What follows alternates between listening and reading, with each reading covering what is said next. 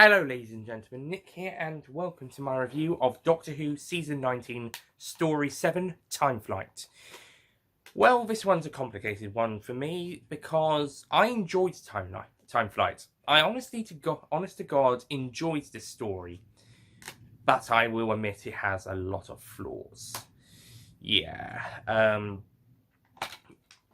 This story is very silly.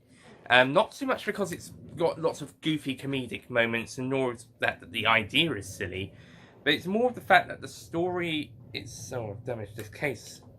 Damn it. Is that with Black Orchids as well? But it's more of the fact that the story itself it has a big ambition, but the budget won't stretch far enough. Plus, some of the lines needed a good rewrite. Especially with Khalid. What the hell was it with Khalid? Why did they need Khalid? Why can't it just be the Master? The twist of Part 1B, it's the Master instead of having him disguise himself as Khalid.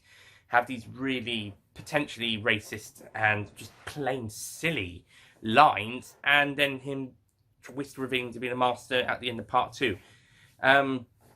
Surprise, I guess. Yeah, the Master's disguises are going to get sillier as we go along. Next story, but they're not even going to try. Next Master story, I should say. They're not even going to try that much. The first quarter of an hour of Part 1, the first half of the episode, and a bit afterwards, is actually really fun, quite interesting, some pretty good stuff, although they do gloss over Adric's death a bit. They do drop those people from the future back in their own time, so Scott and the Captain Briggs, I believe, and her friend and the other guy. They get them back home, but their grieving of Adric's death lasts about a minute or two, and it's badly written as well. Actually, to be honest, it's very glossed over, and why couldn't they go back and rescue Adric? That doesn't change. They're not changing time. They can still let the freighter crash, as Tegan says, but they could still rescue Adric. He doesn't have to die because that's not part of Central History. He doesn't have to be on it. But yeah, no, that's it, I guess. And the Doctor kind of gets over it really quickly. In fact, all three characters sort of get over it by the time they get to Heathrow. This is another reason why Earthshock should have been the final story of the season. So either they could have a couple months to either write a good scene or a good story with them dealing with their grief. Look at not Hellbent, the one before, Heaven Sent. That episode was about the Doctor getting over the grief of Clara, although admittedly he was a bit closer to her than Adric. But that story was perfect on how to get over the grief of such a companion. And even Series 3, Part 1, when the 10th Doctor was grieving over losing Rose, that was still better than these 2 minutes of them grieving about Adric and getting over it quickly. They got over it quicker than Katarina. Because that at least affected the Doctor and Stephen throughout the rest of the story. And the same with Brett and Sarah by the end. Even Perry's death, or supposed death in Trial of a Time Lord, has an effect on the 6th Doctor for the remaining the remaining 6 episodes of that story after Mind Warp. Even that's done better. I would even argue Angels Take Manhattan's scene with Amy and Rory going back to the past, that's done better. And the Snowmen, while not as good as Heaven Sent, sort of does deal with the grief side as well, in a way. That's done better. Can't believe I just said something positive about the Snowmen. That wasn't related to Matt Smith. Okay, well, it was related to Matt Smith, to be honest. But yeah, this is possibly the worst get over the companion or guest character's death. For, well, companions, not deaf guest character, you might have to write a list. But companions, it's definitely the worst. Get over the death of the companion of the store, a companion. Good grief. The rest of this first half of the episode is actually quite good, considering it's gotten over the grief scenes really quickly. In fact, maybe it would have been better if we opened on that scene before all the troubles with the aeroplanes, and then we opened on the aeroplane being kidnapped second, and then the TARDIS pops up a few minutes later. That would have been better. And then, like I said, but besides that, the first half of episode 1 is actually really good. Besides the whole getting over Adric thing, and the really quick grieving stuff, and how it's all acknowledged within 2 minutes or so. But besides that, it's actually really good until they travel back in time, and they arrive back in the past, and then that's when things go downhill. For starters, they're on front of by the looks of it, a blue screen of Heathrow Airport. I mean, they seem to be on location for parts of the present day Heathrow stuff. Why didn't they just shoot some scenes there, and then we cut to on a set, and it's not a very convincing one at that. Yeah, remember what I mentioned about the budget? Yeah, I know Classic Who had a very low budget, but well, not a low budget, but a small budget, and this one was this was probably a way too ambitious story for such budget, and it was the last story of the season. Another reason why it could have happened a bit sooner is that they could have a better budget for the story. Even with a small budget, Earthshock still would have worked. But no, this one's starting to get laughable by now. It's enjoyable, but silly, stupid, but not in the fun way. Although I did enjoy myself. And Khalid. Fucking Khalid. I mean, these things were funny, but they were stupid and silly, but not in the funny way. Well, I said they're funny and they're silly, not in the funny way. I mean, they're silly, but they don't make you laugh, but they're still funny. It's complicated. Yeah, and it's just revealed it's the Master. Why didn't you just do that in the first place? You don't have to twist reveal it's the Master every single time. It was okay for Castrovalva because the Master was had already appeared. So it was actually quite a good twist that the Pensieve, I think his name was the Master. But next time it's in King's Demons, it's just a guy. It's just Anthony Ainley with an orange beard and orange hair, and then some sort of weird effect that sort of changes his face a little bit, and then it's just the Master again.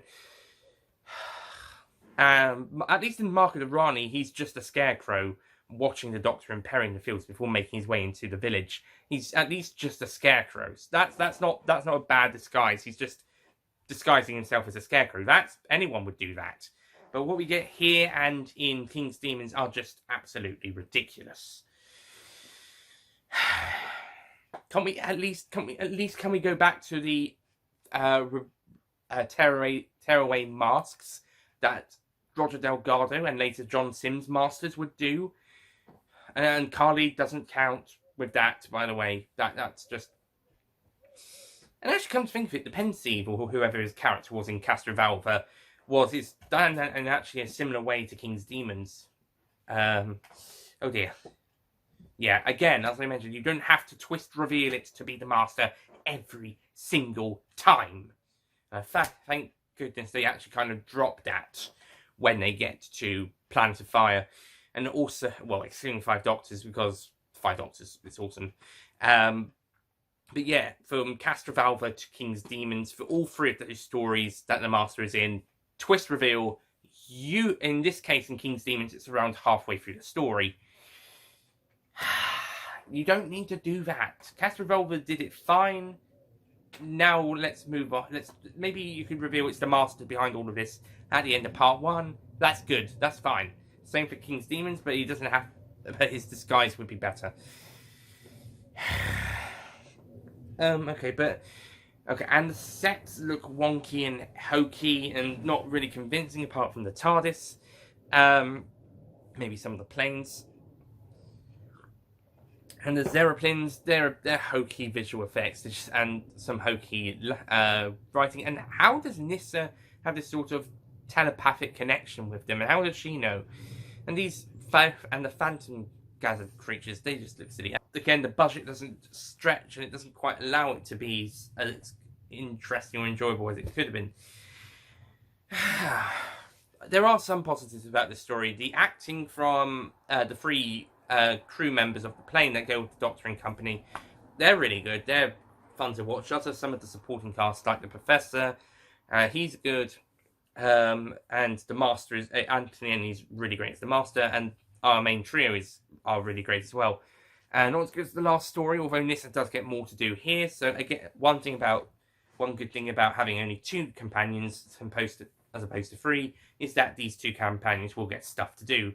And Nyssa does get a bit more to do in terms of the telepathicness with the Zerapins, although it doesn't make sense. And Tegan with the airport stuff. And yeah, this plays strength to something she would like. Like, if I was a companion, it might have some sort of connection to trains or film. Then, yeah. So that was good. And actually having her maybe apparently accidentally leaving at the end, kind of like, oh my gosh, Tegan, they left without Tegan. That could have been another surprise exit, although it doesn't last long. Only the season-long gap, the gap between seasons. She's back. She comes back to the TARDIS at the end of Arc of Infinity after helping out in that story. Yeah, and then she leaves in Resurrection of the Daleks. Well, not in the original version of that story, but when it was pushed back to season 21. Yeah, it would have been nice to actually have a few more Nyssa Tegan stories, but we only get 3 on-screen ones. This is where the books of Big Finish come into play, and maybe some comics, I don't know. They might do that later down the line. So, yeah, Time Flight, it's enjoyable, but it's very silly. It's really weak. It's a weak plot, weak story, weak set design, good cast, good acting. You can enjoy it, depending on who you are. Some people might not, just for the fact it's bad, but maybe some people might get a bit of a laugh out of it. So no, this is an enjoyably bad story. This is a story you can sit down, watch, have a good time, but still acknowledge it's bad, it's hokey, not very good. So I'm going to give Time Flight a 5 out of 10.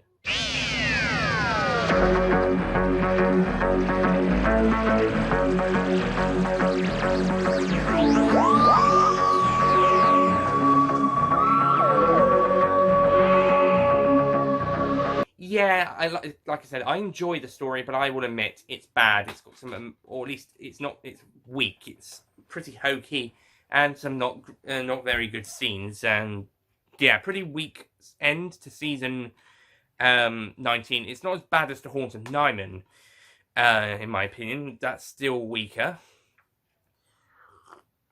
I think that's the weakest season finale so far, if you discount the fact that Shada exists, but because Shada wasn't broadcast, it's technically Haunted Nyman. This is as of season 19, by the way. I'm not including Hellbent. So we'll talk about post-season, or Dragonfire. We'll talk about post-season 19 stories when we get to them. Out of the first 19 stories, I think this is the weakest season finale. Let me have a quick think about that. So after a quick think, yeah, Haunted Nyman's still the weakest broadcast season finale. So yeah, I do think this one is a low one, though.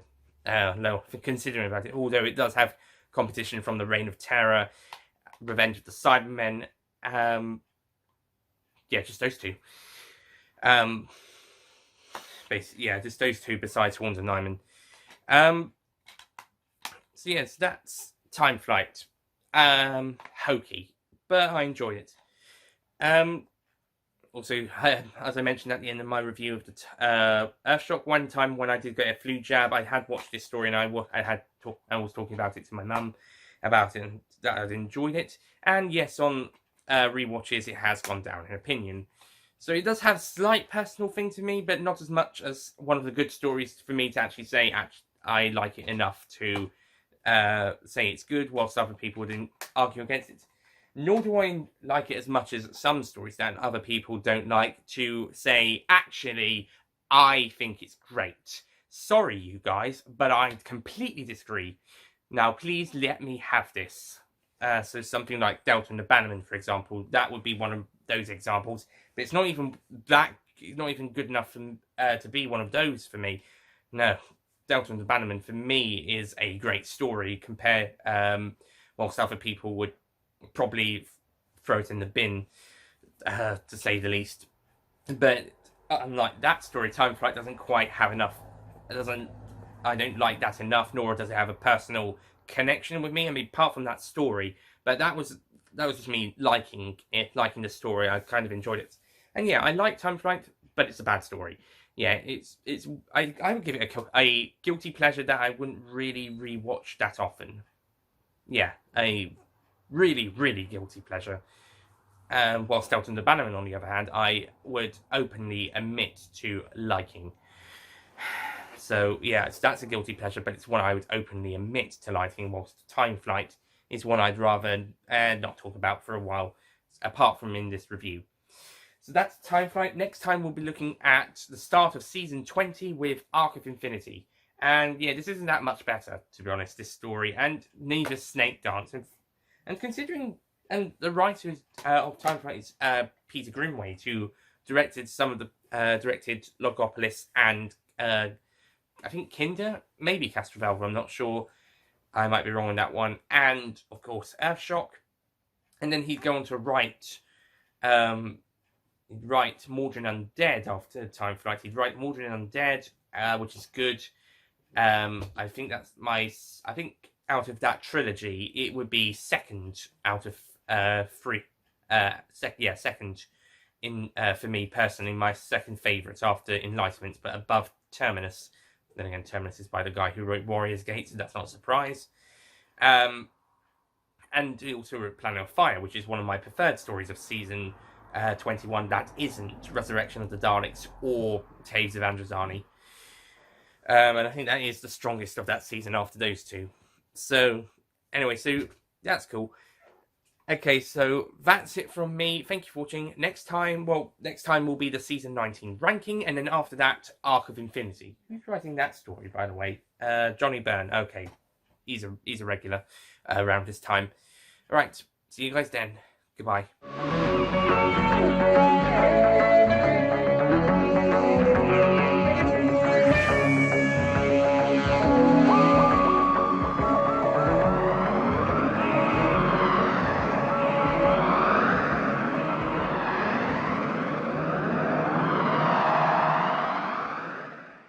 Don't forget to click below to subscribe to the official Nicholas Payne Retro YouTube channel.